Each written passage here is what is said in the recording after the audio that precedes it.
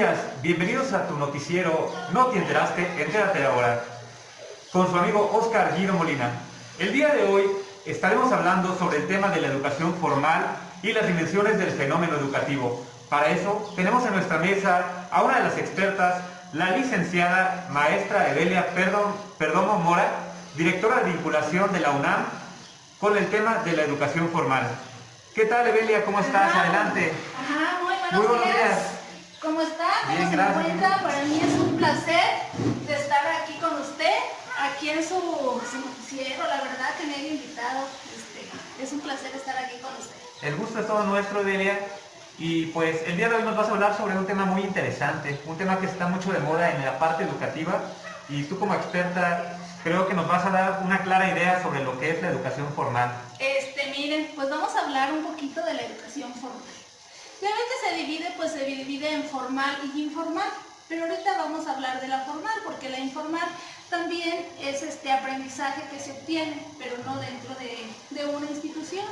Entonces, la educación formal, pues como lo dice formal, está arreglada. O sea, tenemos ciertas reglas, ciertas normas dentro de una institución. Se habla, por ejemplo, de que es una educación integral. Cuando estamos hablando de educación integral, pues es de que un niño, o sea, tenga todas las habilidades, aptitudes de conocimiento, destrezas, o sea, no solamente el conocimiento, sí, también el conocimiento, pero por ejemplo, tú en el salón de clases te encuentras con unos niños que a lo mejor tienen una habilidad para el dibujo, una habilidad.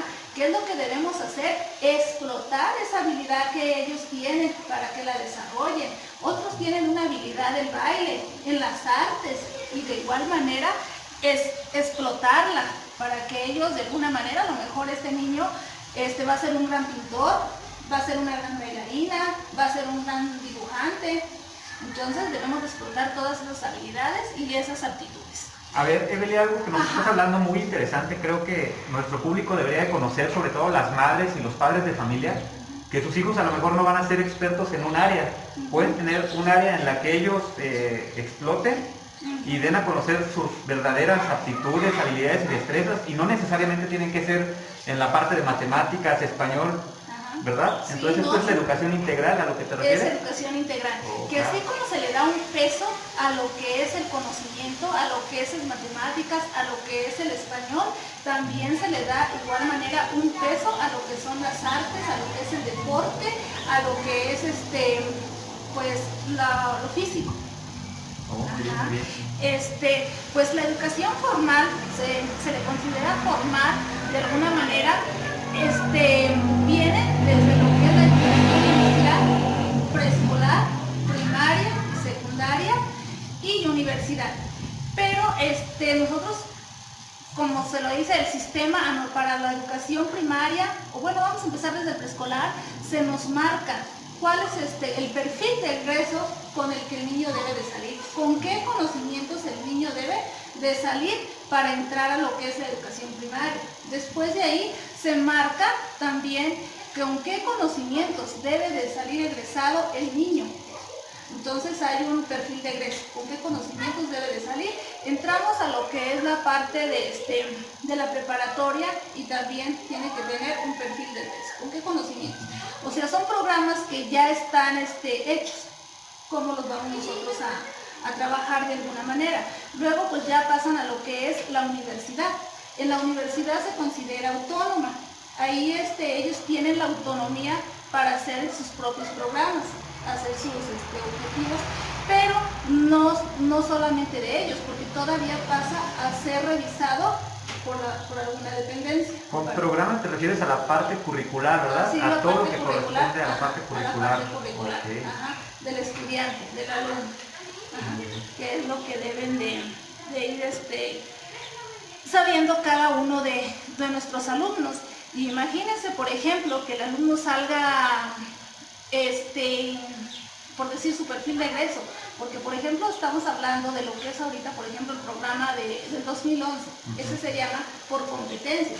El niño lo que aprenda lo tiene que movilizar, tiene que, si está aprendiendo, por ejemplo, hacer sumas, pues que las sepa realizar donde él anda, en una tiendita, en la vida real. En la vida real, que sepa él desenvolverse, por eso se le llama por competencias. Y que sean aprendizajes significativos, ¿verdad? ¿A esto te refieres? Que le signifiquen algo en su contexto y en su vida real, que los pueda aterrizar a la parte práctica. Ajá. Y si son así, son duraderos para toda la vida. Cuando son significativos, son duraderos. ¿No? Sí, entonces, la educación, pues igual, ya ves que luego en educación secundaria, pues ya ahí ya les meten también, hay un perfil, pero por ejemplo en la educación secundaria ya llevan también algunas actividades como las técnicas que ya llevan, alguna capacitación. A veces también los alumnos, como ya están más grandecitos, ya van llevando una capacitación, y en las telesecundarias, pues como que un maestro nada más se dedica a lo que es pues a dar todas las asignaturas. Es muy complicado, ¿verdad? Ser un todólogo dentro de una escuela para... De la educación. Claro. Mi reconocimiento y nuestro reconocimiento a todos los maestros de telesecundaria. Ajá, porque sí, ya sus contenidos son un poquito más, sí. Sus contenidos son un poquito ya más complejos. Bueno, pues... Ya estamos. Ok, Evelia, muy interesante todo este tema de la educación formal que nos acabas de explicar. Y a propósito, tengo por aquí a una persona que nos está preguntando ¿por qué se dice que la educación es como la transmisión de estructuras formales del conocimiento, Evelia? ¿Tú nos podrías, por favor, explicar sobre esto? Sí, mira, se considera de estructuras formales del conocimiento. ¿Por qué? Porque desde que tú estás en preescolar, todos los contenidos, desde preescolar hasta preparatoria, son los mismos, nada más que con un grado de complejidad cada vez más. Por ejemplo, en primer grado de primaria, pues vamos a poner un ejemplo del plato del bien comer. En primer grado, ¿cómo lo vamos a ver ese contenido? Lo vamos a ver con imágenes, con dibujos, para que el niño se le quede como más significativo ese aprendizaje, porque él todavía empieza apenas a apropiarse de lo que es la lectoescritura. Entonces todavía él no sabe leer, entonces para él es más fácil, vamos a hacer el plato del bien comer, ¿qué es lo que debemos comer sanamente? Entonces le ponemos imágenes, le vamos poniendo imágenes, ¿no? Pues que una papaya, una sandía, cereales, tu leche, tu carne, tu huevo. Entonces él debe de comer todo eso, pero se lo vamos a representar por medio de imágenes. Cuando ya el niño está más grande y ya entra, vamos a hablar de un cuarto grado, es el mismo contenido, es el mismo contenido, pero el contenido ya va a ser más complejo de acuerdo a su edad. Entonces ahí ya él ya va a hacer una investigación sobre por qué es necesario estar bien nutrido. ¿Por qué es necesario comer comida nutritiva y no consumir comida chatarra? ¿Qué ventajas tiene la comida nutritiva? ¿Y qué consecuencias tiene la comida chatarra? Entonces, ¿en qué lo beneficia una comida y en qué lo perjudica el otro? Entonces, como que él ya tiene más, ¿uso de razón? Más uso de razón. Entonces, son estructurales, ¿por qué? Porque desde estos programas que nosotros estamos analizando o que estamos viendo, estos ya vienen realizados, o sea, ya te vienen marcando cómo los vas trabajando, o sea, qué contenidos vas a trabajar en primero, qué contenidos vas a trabajar en segundo, qué contenidos vas a trabajar en tercero, y así sucesivamente hasta llegar a lo que es la educación que ahorita es obligatoria. Se podría decir obligatoria moralmente, no jurídicamente. ¿Por qué moralmente? Porque el Estado, o sea, la federación, el Estado, el municipio, tienen la obligación de poner las escuelas. Pero no jurídicamente de alguna manera, porque si hay niños que usted ha visto que no asisten a la escuela y no pasa nada, o sea, no han visitado al papá porque el niño no va, o de alguna manera hasta, ¿cómo se podría decir? Como si fuera un delito no mandar a alguien a la escuela. Entonces, pues es obligatoria moralmente. Y hablamos de que es obligatoria para impartirla al Estado, no obligatoria de que el alumno la tome, ¿no? De que un chico la tome. Exactamente, okay. Es obligatoriedad de la Federación y del Estado impartir la educación, pero no de alguna manera al padre que lo obliguen a que mande a lo que es a su hijo a estudiar. Entonces son estructuras que se les van dando, que nosotros no las podemos hacer, como en el caso de la universidad sí es autónoma. Sus estructuras ellos las realizan de acuerdo a las necesidades o de acuerdo a lo que quieren lograr, sus objetivos, sus propósitos, sus aprendizajes que ellos quieren lograr. Ellos estructuran, pero todavía no es lo que ellos quieran, todavía pasa a una dependencia para que se la realicen, si es aceptada o no es aceptada. Por ejemplo, mi pregunta es, hay carreras que a lo mejor pueden ser de medicina, ahí sí deben de estar como muy cuidadas. Claro, hay una estructura ya muy formal. Muy formal, porque ahí estás trabajando también con seres humanos. Entonces, por eso todavía tienen se puede decir una supervisión más, alguien que se las estudie un poquito más y esto sí se puede impartir o esto no se puede impartir, qué estructura sí, qué estructura no. Y así es en el caso también de nosotros de primaria y de secundaria y de preescolar, que ya desde ahorita también se da lo que es la inicial. La inicial se maneja mucho en lo que es, ¿sí han escuchado hablar ustedes de los CENDIS? Sí, claro. De los CENDIS, que ya va de 0 a 4 años. Sí. Y también ya viene estructurada cómo trabajar. Es el caso ahí como que les estimulan mucho lo que es pues el lenguaje,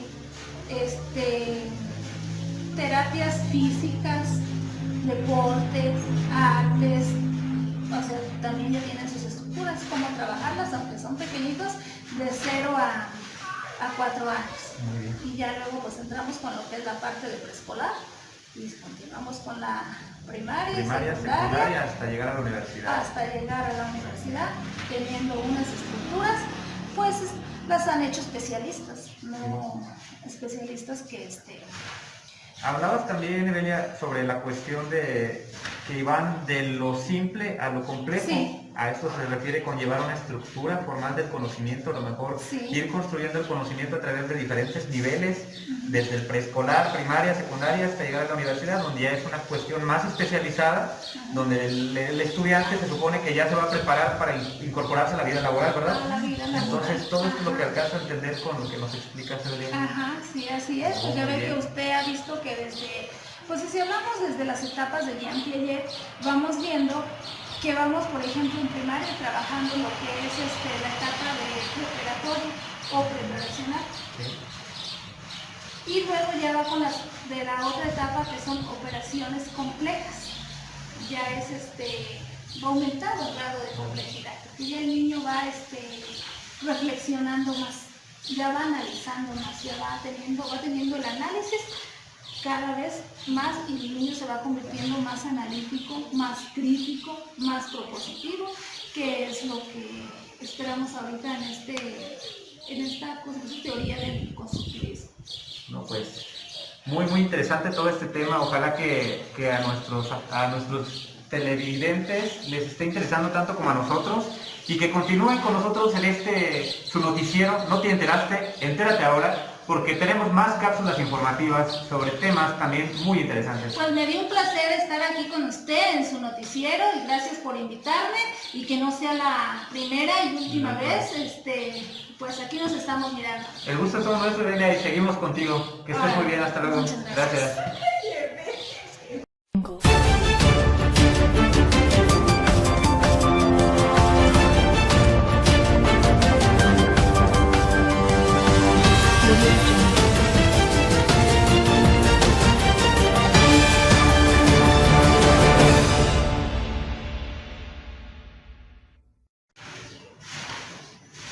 ¿Qué tal? Ya estamos de vuelta en su noticiero No te enteraste, entérate ahora, con su amigo Oscar Guido Molina. ¿Y usted ha escuchado alguna vez hablar de la aculturación?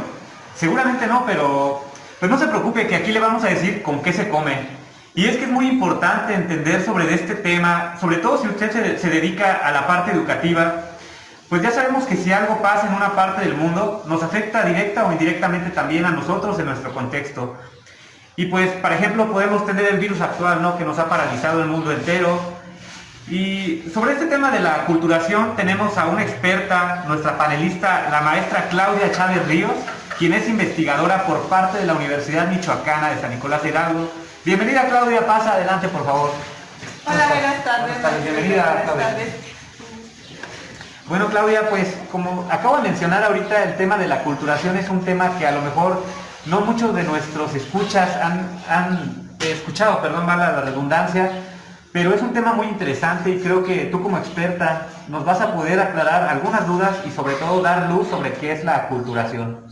Pues muy bien, mire, dentro de toda sociedad sabemos que existen sus propias costumbres, tradiciones y creencias religiosas que con el tiempo van cambiando y van evolucionando.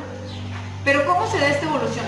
Precisamente esta evolución o este proceso de la aculturación se puede dar entre dos sociedades o entre más sociedades. ¿Debido a qué? A los cambios que se pueden presentar desde el momento en que una cultura choca con la otra y o se puede presentar de la siguiente manera. ¿Cómo lo podemos ver? Desde lo que forma parte de la historia, en lo que corresponde a América, cuando los españoles llegaron, nos invadieron, nos colonizaron y por lo tanto nuestra cultura se vio afectada. Desde el momento en que ellos llegaron, impusieron sus creencias, su estilo de vida, sus costumbres, sus tradiciones y hasta enfermedades que vinieron a traer a nuestro continente.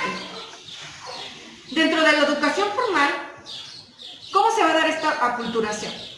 Desde el momento en que un chico cursa en una escuela, forma parte de una estructura, de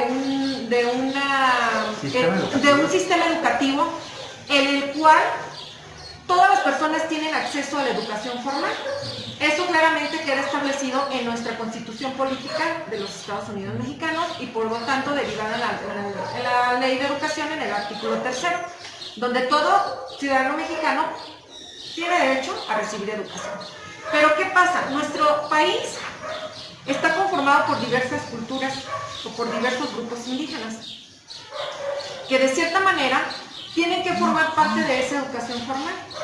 Cuando ellos se integran a la educación formal o a una escuela, la escuela no cumple con las características de sus costumbres, sus tradiciones y sus creencias religiosas.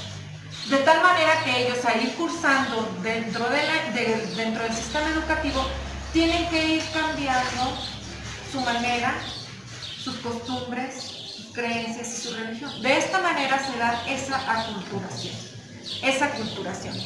Es por eso que nosotros podemos verlo no nada más aquí en México, también lo podemos ver en cualquier otro país o en cualquier otro lugar.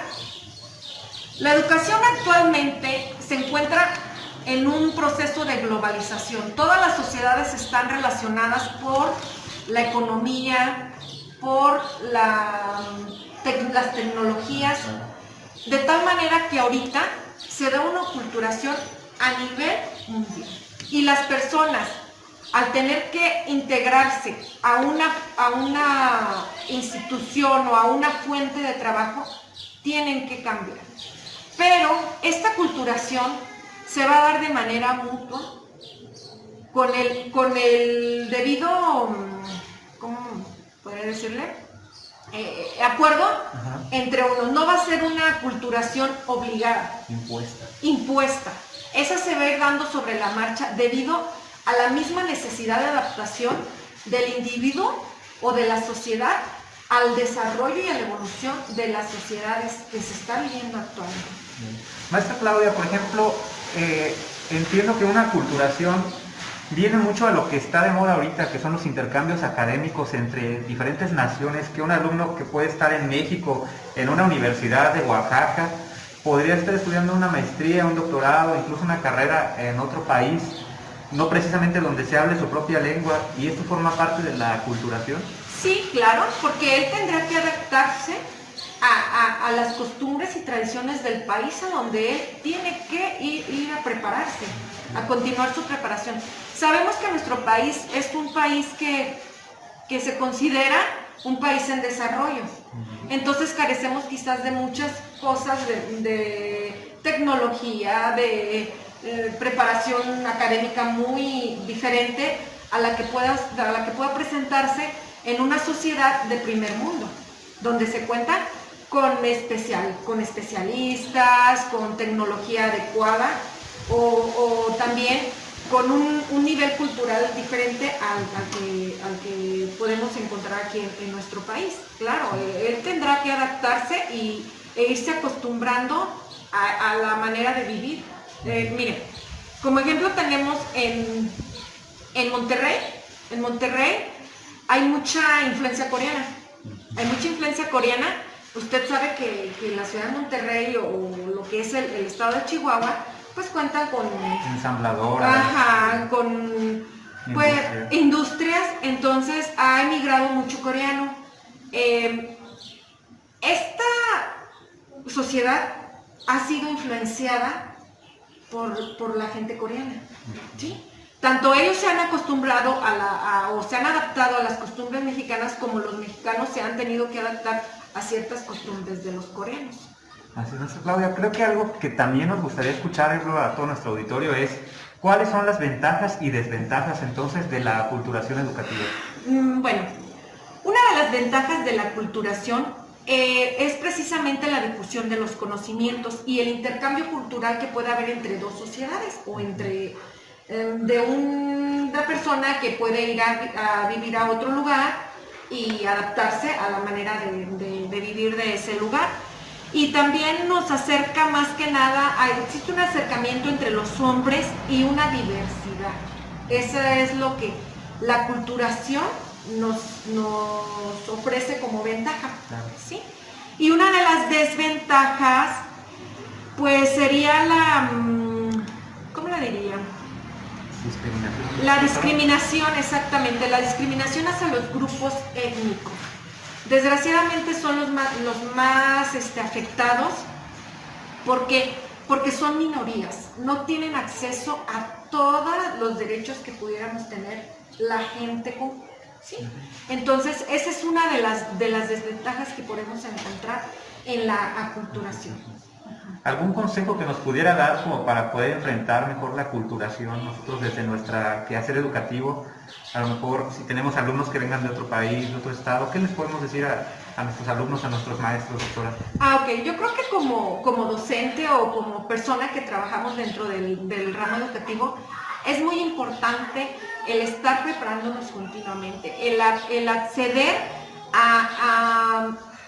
si por ejemplo tú tienes que trabajar en una comunidad donde tengas que trabajar con grupos indígenas, es muy importante que tú tengas esa preparación sobre el idioma, para que tú puedas entender, comunicarte con ellos y poder acercarte. De ahí también que la importancia ahorita que le está dando el gobierno a atender las necesidades de estos grupos minoritarios en cuanto a la preparación y elaboración de libros en sus lenguas para que los niños tengan acceso a la educación.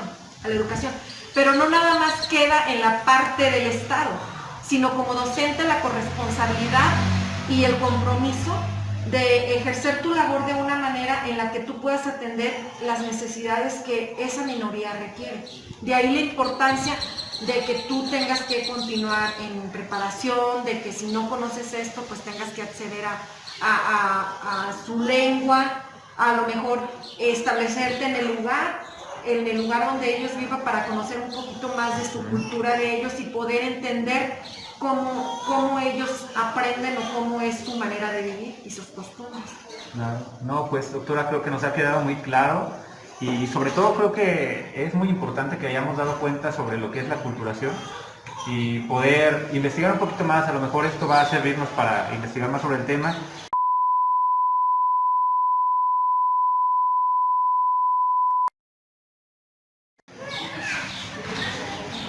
Y pues muchas gracias, doctora, por su presencia el día de hoy y esperamos seguir contando con más temas interesantes.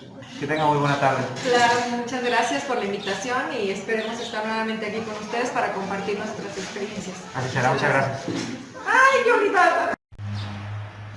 Seguimos con ustedes y nos enlazamos directamente con nuestra compañera Sandra Garza Rico, quien se encuentra desde las hermosas playas de Ixtapa y nos va a presentar su cláusula del día de hoy sobre las estructuras formales de la educación. Adelante, Sandra, ¿cómo estás? Muy buena tarde. Muy bien, compañero Oscar Guido, apreciable público televidente que nos acompaña. Hoy les traigo una cápsula informativa súper interesante. Hablaremos acerca de las estructuras formales de la educación. Como todos ya sabemos, las escuelas se vertebran en torno a una estructura formal de autoridad en un conjunto de posiciones con funciones identificadas y de poder de decisión encargadas en miembros del profesorado.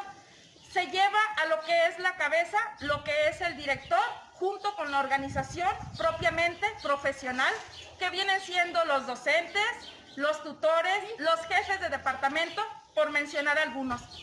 En todos los centros escolares existe una organización administrativa y de servicios, que van desde lo que es los cocineros, lo que son los encargados de biblioteca y los conserjes. Todos ellos se encargan de tareas burocráticas y auxiliares. Su tamaño es variable y proporcional dependiendo del tamaño de la escuela. Ahora bien, la forma que adopta el gobierno de los centros se puede situar entre 1. Gerencialismo, que no es otra cosa más que la toma de decisiones que van por jerarquías, que va de arriba hacia abajo. Ahora bien, la 2, que viene siendo la gestión democrática, que no es otra cosa más que la toma de decisiones que parte no solamente del director, sino que también es la toma de decisiones de lo que son los profesores, de lo que es los padres de familia, de lo que es el alumnado. Hasta aquí mi reporte, muchísimas gracias, espero les haya gustado. Para no te enteraste, entérate ahora. Muchas gracias, Sandra, por tu cápsula, muy interesante como siempre. Aprendimos mucho con esta cápsula que nos acabas de presentar. ¿Y qué crees? Hemos llegado al final de su noticiero. No te enteraste, entérate ahora. Y agradecemos mucho tu presencia, esperamos que haya quedado todo muy claro para usted y lo vemos en la siguiente edición de su noticiero.